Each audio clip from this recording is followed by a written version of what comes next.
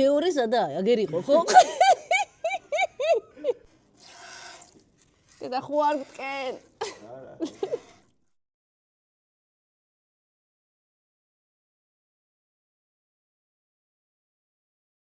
თელი ჩემი ბავშვობა გატარებული მაქვს ცხენთაროში ეკასთან და როხში. ბებია მყავს გაბუნია და ბებიას ძმის შვილი არის ეკა გაბუნია, რომელიც გამოგვიცხობს განთქმულ იმერულ ხაჭაპურს, რომელიც ყველას უყვარს. პირველ რიგში ავიღებთ 3 კილომდე ქვილს. კი. მივცემთ. მე თვალ ვაკეთებ. კი ბატონო, მე აუცილებლად დოზირებას დაგიწერთ. ხა. გვაქვს საფუარი, შრალი საფუარი. შრალი საფუარი. ოდნავ მარილი.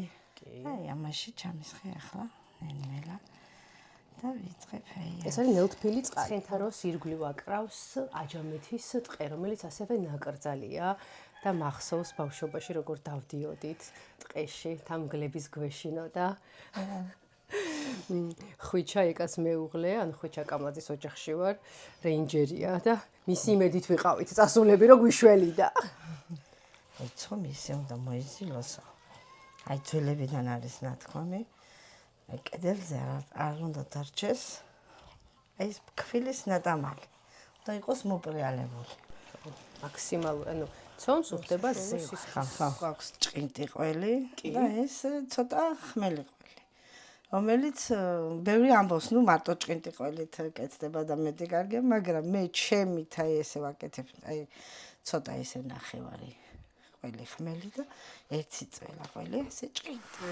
რო შევაკეთებ აი ცოტა გაფუნთულდა, აი ეს გაფუნთულდა.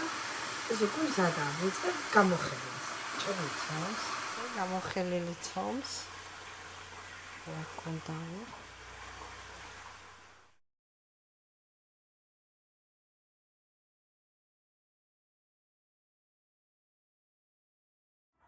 ჩვენ იმერული ხაჭაპურიც მზად არის. ეხლა დავჭრად ბატონო. ხელი აბა და ყველით დაწენილი.